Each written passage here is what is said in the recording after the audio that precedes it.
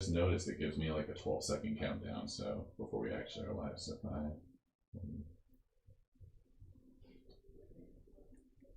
Yate, this is Anjiba Davila, and welcome to the T.Skies Digging Deep show, where we introduce you to a local artist, leader, or professional about topics impacting our culture and community. Today we're talking to Sheyenne Sky. Sheyenne is a Diné fashion designer and the owner of Hozho International. Her collection is named after the Diné spiritual and philosophical concept Hozho, which roughly translates to peace, balance, harmony, and beauty. Her first line of products is a luxury knitwear collection made from ethically sourced and produced Mongolian cashmere featuring Diné design elements. Welcome, Sheyenne! Thank you so much for having me. I'm so excited by this opportunity. Yay! And we should mention also that in addition to being an entrepreneur and a fashion designer, you were also one of the first original OG T.Skies interns. I was, yeah. It was such an honor to start, see this whole process from when you guys were just in a tiny place, with a few employees, and now you have such a big space and such a professional setup. I'm so happy for you guys. Our little basement. We have fun down here. Let's see who all is watching. Hi, Betty. Hi, Betty. Hi, Fred Porter. I'm watching from Indiana. Super cool. Thanks for joining us, everybody. We're so excited to have Sheyenne. Today we're going to be talking about Indigenous global identity and sustainability in fashion. And I am so excited about this topic because it's something that I've definitely been thinking a lot about this past year. Almost every Native artist and designer, writer that I've interviewed and talked to in the past year is... The idea of place is always on the forefront of what they're creating, and the connection to place and how that is not just interpreted in their designs, but also, honored and preserved in terms of sustainability and just all the practices involved. Because we were talking, was it last week? Yeah. About how there's a lot of hype right now about Indigenous fashion because Vogue has been picking up on it. Yes. But it's always been there. Right. And it was never fashion. Right. It's just an expression of our cultural identities. Or even, as you're saying, like an expression of the land, what the land is telling us to do. Because if we have sheep, then the land is telling us to make fiber arts, Exactly. So I totally agree with you. I was actually watching a webinar by the Council of Fashion Designers in America. And that's like one of the top fashion institutions in the whole, in America. And they had a panel discussion that was 2 days long with a bunch of Indigenous designers, and they were discussing how it's almost a bit of an expectation that Indigenous designers and creatives will have this very sustainable brand that tries its best to be as representative of the culture and the land as possible. And I just think, if there's anyone to take up the cause, it would be our Indigenous designers, because we do understand it to a greater degree, in my opinion, than a lot of, non-Indigenous artists. And it's the regional knowledge too. Last year I was listening to the Indigenous Fashion Week that's held up in Toronto, and they were doing virtual panels. And one of the panels was Indigenous land-based fashion. And it was a fascinating panel because it talked about these practices I believe it was seal hunting and hide tanning, which was traditional knowledges that had kind of been lost. And these young Native designers were going back and relearning these practices to bring that into a contemporary conversation in the contemporary context of modern fashion. Right. And I'm sure that's happening, in every different region. Even probably with Diné, and going back and looking at weaving practices. Because my grandma was a weaver, but she didn't teach my mom, so my mom didn't teach me. And I would love to be able to teach my daughter. Right. Yeah, that's kind of where I'm at. I think it's really important to learn your ancestral, your roots, learn about them. And in particular with the Diné, our traditions surrounding weaving and textiles is really rich. And I've lived outside of New Mexico and really outside of the United States for years and years. I haven't really gotten the chance to connect with all of those old teachings and old stories. So I just, you always have to start where you are. So that's basically where I'm at. I'm, very well, integrated into Western culture. So I understand how business works really well. It's so important to be an artist to know about business. I went to Harvard for management. So I really do understand the business side of things and how to make sustainability profitable, but also not too expensive to where the customer's like, this is almost exploitation, or greenwashing, God forbid. So what is greenwashing? Greenwashing is when a company basically just takes the hype of what sustainability is and just takes the high points out of it basically just for selling purposes, marketing purposes. Marketing purposes, without really employing any of the actual sustainability tenets that would reverse damage to the earth. That ultimately, I think, is the goal. I learned a new term. Well, let's give you a big round of applause for that Harvard education. Oh, thank you. Diné going where few Diné have gone before, and hopefully paving the way for future generations. That's always so awesome. I love it when we go places that our grandmothers probably never even conceived of.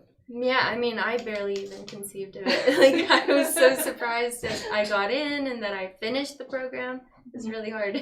I bet. Oh, congratulations on that. When did you graduate? I just graduated this past May. Well, even bigger congratulations. Yeah. That's awesome. So, starting where I'm at, that's the tools I had, and this is the business I'm building. So, you're just creating it now then. It's a fledgling enterprise. Yeah. Exactly. So can you tell us a little, and please, if you're watching, give us some questions. If you have anything that you're curious about or want to mention, we'll be checking everyone's comments there. So yes, please tell us a little bit more about Hozho International and what you do and your sustainability practices and why they're important. Yes, thank you. So Hozho International started just as Hozho Knitwear, because I was taking very seriously the teachings that say, take from the land and create fiber arts and, use that for commerce. So I basically had lived in Mongolia on and off for 5 years in the past 10 years. And I got to know a lot of people in the cashmere industry. And I, as a fashion, student of the Fashion Institute of Technology in my undergraduate, I was completely obsessed with art and luxury, fine art, fashion, everything that, New York has to offer, but isn't really present here. So I wanted to basically find a way to take everything that I knew and everything that I'm interested in and marry it all together into a really interesting fashion collection that is my modern representation of the modern Indigenous identity. Global identity at that, because I'm cross-culturally collaborating with a Mongolian owned and operated knitwear factory. And Mongolia, correct me if I'm wrong, has a strong Indigenous population, or it is an Indigenous population, is that right? Yeah, I would definitely say Mongolia is completely an Indigenous population, because although they have their own country and their own government system and it's very well established, which some of our nations, we would like to be more sovereign than we currently are. I would say that we share a lot of the same issues. So pollution, alcoholism, incredible levels of poverty, all of those same things are struggles between both of our nations. And on top of that, just strange cultural similarities too. Like they have homes that they call gers that look exactly identical to hogans. Yes, I think I knew that. Yeah. And they're horse people as well, right? Yeah, they're nomadic as well. Like they travel by horse everywhere, or at least the people who live the traditional way, which I believe 1/3 of the country still lives as traditional nomads. Wow. I mean, that's a big deal. In 2021. Yeah, it's something that I really feel passionately that should be preserved. So, what are some of the ways that you're making it all work together? This international conversation of design and sustainability. So I am working directly with a factory that has it's one of only 3 totally vertically integrated factories. So that means they actually handle everything from herder relations to spinning the yarn and the fibers and dyeing it and making the final product and shipping it to me. And that was really important to me because sourcing cashmere is very difficult if you want to do it the ethical way. There's a lot of regions that are currently in terrible bouts of disputed, territories, and there's genocide and just terrible things going on in the regions where cashmere comes from. So in China? Yeah, China and in the Kashmir region of India.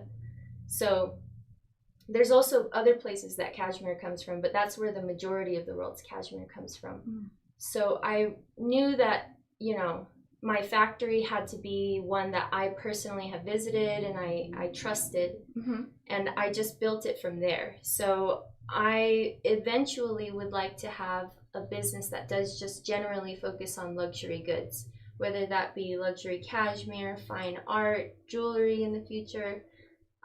Just all of that would fall under the purview of what I want to sell. And then who's doing the weaving once the wool gets here? Or is cashmere considered? It's not wool. Once the cashmere gets here. Yeah. Well, the garments are actually going to be created in Mongolia. Okay. And then I'm hoping to then get some fibers and hopefully bring it here and have some weavers look at it and see if it's actually, because there's a lot that goes into knitwear that you don't really think about. Because when I first started, I assumed like wool is wool, like there's cashmere and camel and just regular wool, and they're pretty much the same thing. One's just softer, but it's really difficult to work with these materials. So I kind of want to start with this collection, bring the cashmere here, and see if maybe, I don't know, like cashmere rugs, like full cashmere rugs could be made or something. Like on a loom? Like on a loom. Navajo made style? Yeah, made by people on the Navajo Nation. Very cool. Yeah. But a lot of these things, they cost a lot. Yeah, of course. Creative businesses are really hard to monetize. So I just want to go like step by step and try to just, tell a really great story, because I think that there's this cultural connection that a lot of us feel, but isn't quite as talked about as it could be, I think. So when you presented this idea to the people of Mongolia, what was their reaction? How do they feel about Indigenous Americans? Are we on their radar at all as like relations? Totally, yeah. Actually, the first direct flight from Mongolia to America went from Mongolia to the Navajo Nation. Really? Yeah. Oh my god. It was just this past year in 2020. What airport is that? I don't know, actually. I have no idea how they arranged this. Some sort of Hogan with a landing. Yeah. Wow, that's incredible though. So they delivered PPE actually for the Navajo Nation during the beginning of the pandemic. Oh my god. Because as I was leaving Mongolia, everything was shutting down around it. They actually did a really good job of insulating themselves from the virus for 8 months, maybe a year. It was a good time there. So they did their part to, send PPE to our nation specifically. Oh, wow. And I thought that was just such a generous thing that they did. It was really impressive.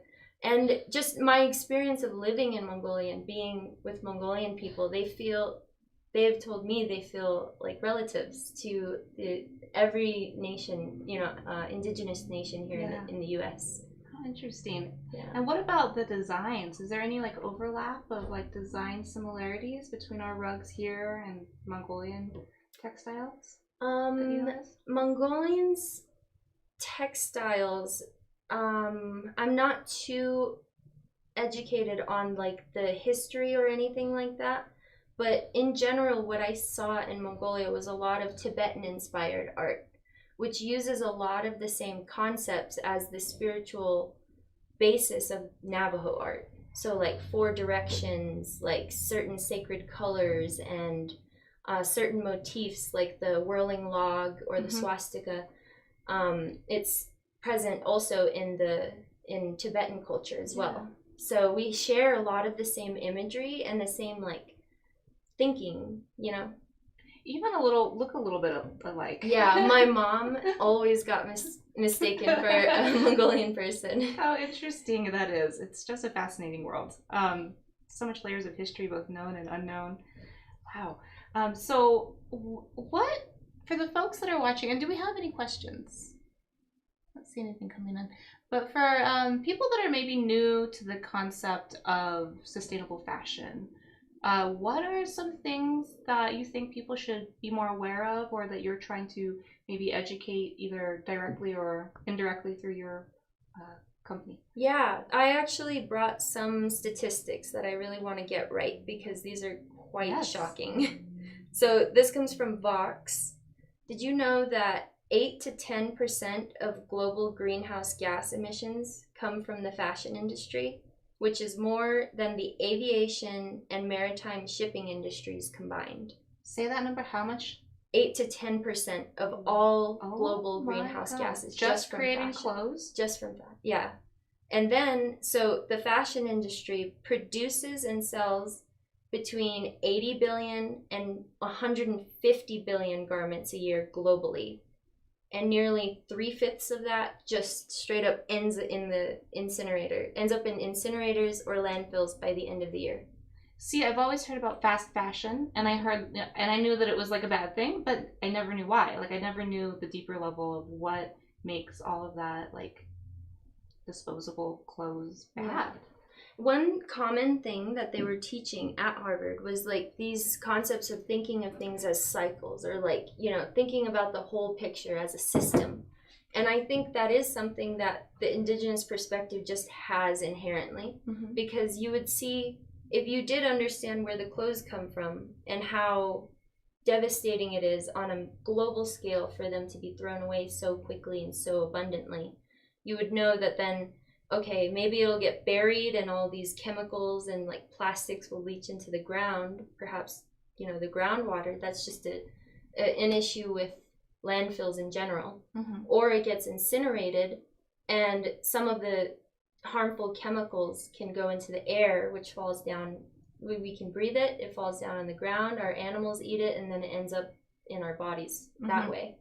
So, or even just like simply washing your clothes and having all of the fibers and stuff. Like, these are things that I can see as cycles, and it just really started to worry me when I was in my undergraduate at the Fashion Institute of Technology and seeing all these designers and all this luxury around me, and then thinking about the cost in the back of my head. Like, okay, I've heard about, you know, really bad tanning practices in India, or, you know, really crowded working conditions in Bangladesh, but how do I put all this together? So it just takes like really thinking about where the things come from and where they go, beginning point and ending point. And that's what, like, the basis of what I started with my knitwear collection. I know exactly where it's starting with, and then at the end, I'm going to try to accept secondhand knitwear clothing so that I can continue to have like a cyclical business where I'm both giving and receiving products. So almost like recycling clothes back and reusing the fibers? Oh, interesting. Either reusing, I don't know about reusing the fibers, but just reselling like clothes that can be slightly mended or something like that. Okay. Or upcycled entirely, like made into a new, like Orinda piece. Tribe is doing something like that. Are you familiar with that? Yeah. I really love her brand. I love what she's doing. Yeah, it's neat. It's that whole concept of upcycling clothing and not letting it get into a landfill or an incinerator. And I think she would have a lot of, I read that she was in athletic wear in LA, like that's her background. So I would love to talk to her sometime because I think she would have a good insight. She's got a gallery in Old Town. Oh, really? Yeah. Okay. On the show. Yeah, she should definitely be on the show. So what got you interested in fashion? Everything in my life seems to just kind of like fall into place in this weird way. I knew that I wanted to go to school in New York, and the Fashion Institute of Technology happens to be one of the cheapest schools in New York City. So I can only imagine what a cheap New York school costs. Well, it was actually like $17,000 a year, which that's like not bad. That's like community college prices. Wow. So I was like, fashion school for cheap? Why wouldn't I do this, you know? So I studied advertising in the beginning, and through advertising, they just diffused a lot of knowledge about like brands and how brands do things. And there's different tiers of advertising. Of course, you can do like just toilet paper and stuff, and then there's consumer level brands, and then somewhere way up high is luxury. Like, it's a very ephemeral like thing that is hard to capture or try to do. So but you came on T.Skies. Yeah, and then I came on Turquoise Skies and saw exactly how, you know, to build something that's very upscale, but, you know, authentic. And ethical. And ethical, yeah, exactly. Neat. And then it all just sort of worked from there. And then why Mongolia? Yeah, my dad is actually in mining, so I moved to Mongolia with him for a job, and then the second time I actually moved to work at a large fashion conglomerate. Oh, okay.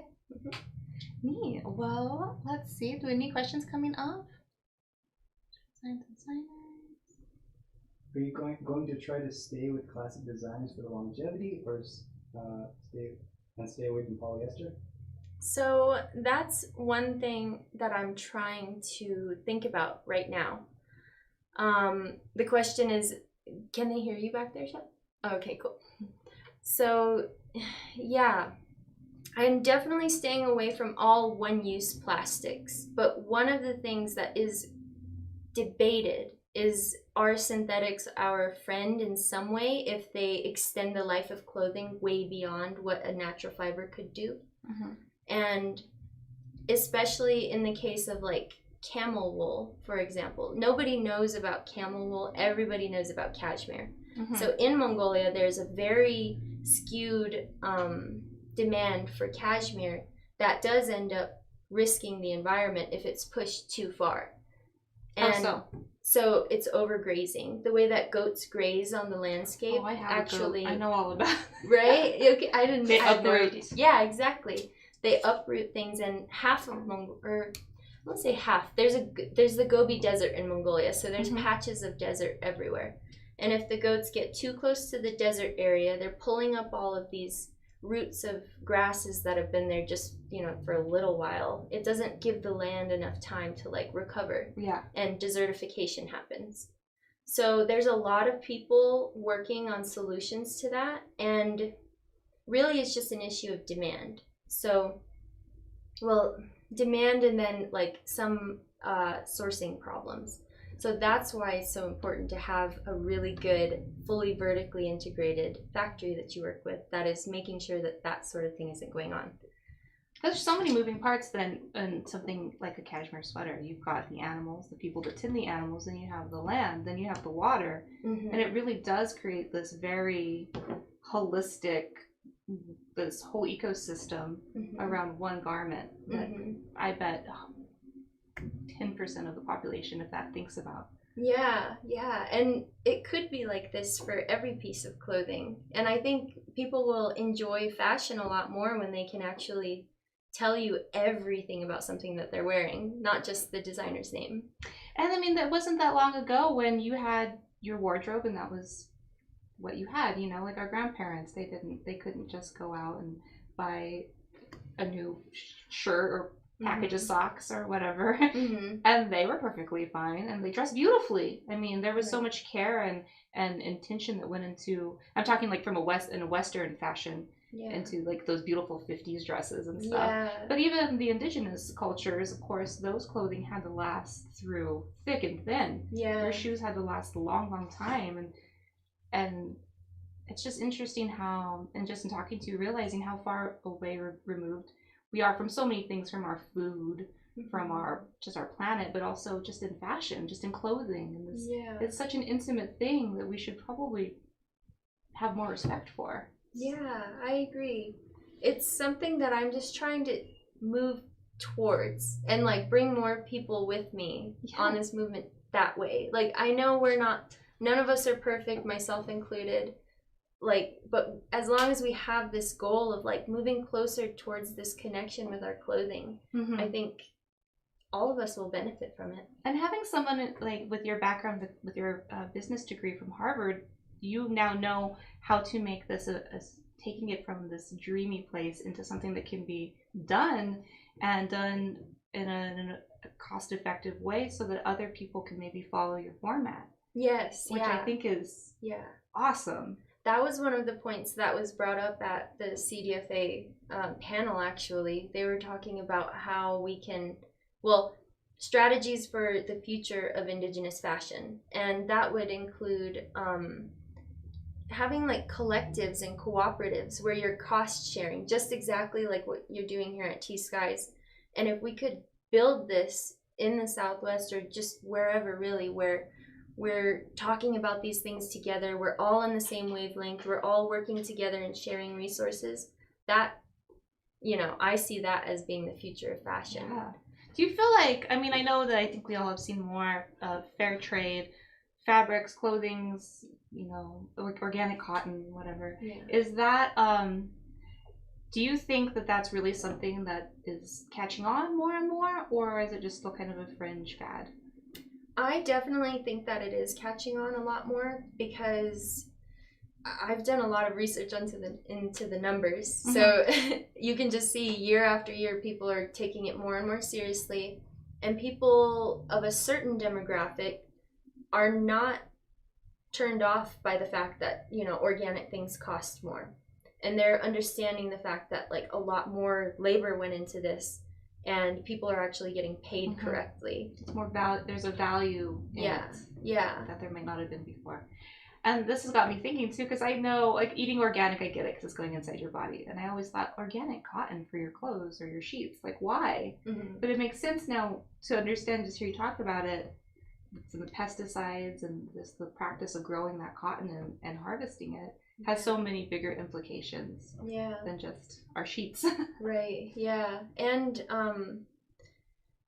especially with knitwear, you have to get it dry cleaned. And I learned through this process that the dry cleaning process has a lot of like persistent organic chemicals that don't break down in the environment. Oh, wow. So there have been there probably are just hundreds of thousands of these out in the atmosphere that won't break down. They have a half-life of like hundreds of thousands of years. Oh my God. And they're carcinogenic. Like, how has nobody told us about these things? That's crazy. That's something we should all know. Yeah. So on my labels, I have a little bit of information about that says like, please remember to use like, they have green practices that you can use. So I would just put a reminder on my tags to use those instead. People know that these simple things. There's so much you can learn from a sweater that you're going to teach the world. That's amazing. Yeah, and I'm proud to say that I do have a version of my tags made in Navajo.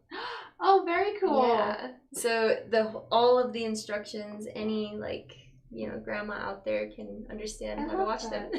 That actually is a great segue into what I was just going to ask you, which is, what do you think the bigger implications of sharing Diné designs and the concept of Hozho with the world? Because I assume your vision is for these to be, it's an international brand, correct?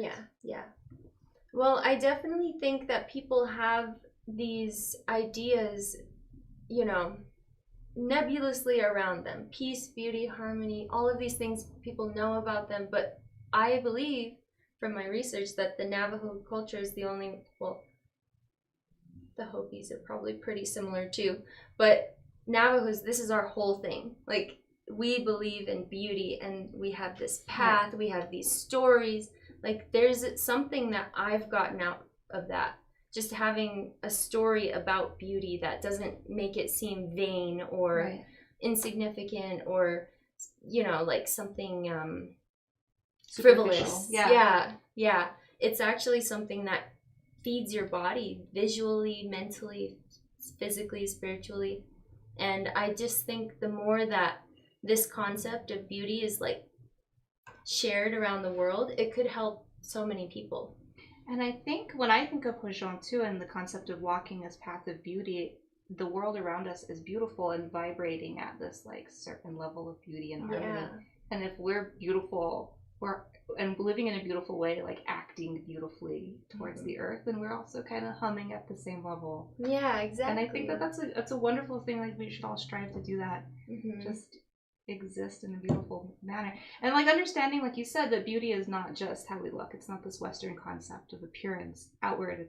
It's so much deeper of how you speak to people, how you treat animals, how you treat your planet.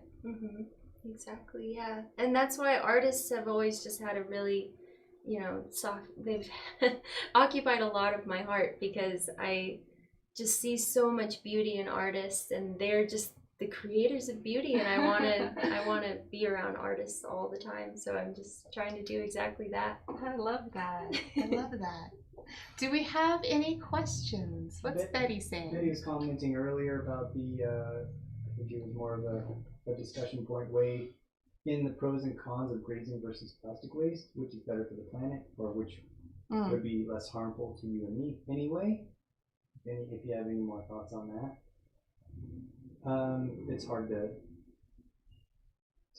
really say which one's the well, better. With plastic waste, it's a problem that's just exponentially getting worse. So plastics don't just break down and then disappear. Like now we're finding evidence that plastics end up back in your system, in your bloodstream. They're small enough now to cross like the blood-brain barrier. So it's becoming like a really, really frightening problem, because plastics break down and then they break down, and then on the molecular level, they're like tiny, but they're still there. And, you know, like that's something that really concerns me, and I don't want to use plastic because of that. Yeah. No, I don't blame you. Yeah. Plastic haunts me on a daily basis. Of which, I don't know if you know the answer to this or not, but how difficult is it to recycle plastics into fabrics? And is that even like a worthwhile kind of thing? People do it. It's just a very resource intensive process, in the fact that you have to have the machinery and it uses a lot of water, but it is a good way of reusing materials, and there are a lot of brands that do that. There's also like newer brands, like my designer Christina, her brand is called Era, and they use a lot of tencel fabrics, which are made of like sustainable, I think it's bamboo. And that to me makes a lot more sense. It's like a cellulose like fiber of some sort. Okay. So, but figuring out what to do with plastics, that's really difficult. Yeah, it's something we're gonna have to, as a planet, figure out soon. Yeah.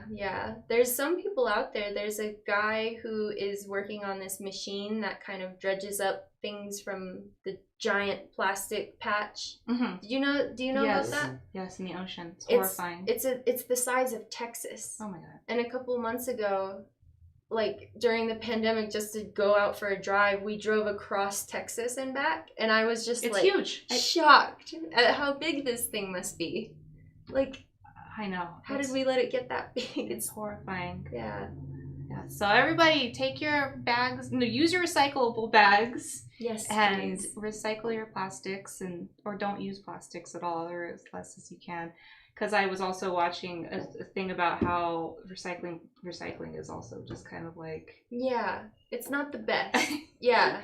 I'm pretty sure something like only 30% of what's recycled actually does end up getting used. Yeah. And I'm concerned personally, in the city of Albuquerque, they keep taking away our recycling centers.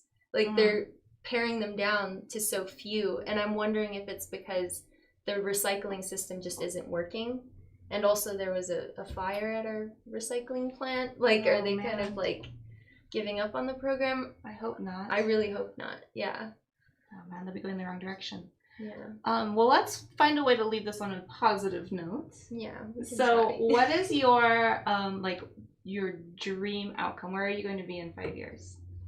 5 years, I hope to be, connected to a lot of really great artists and doing exactly what we want.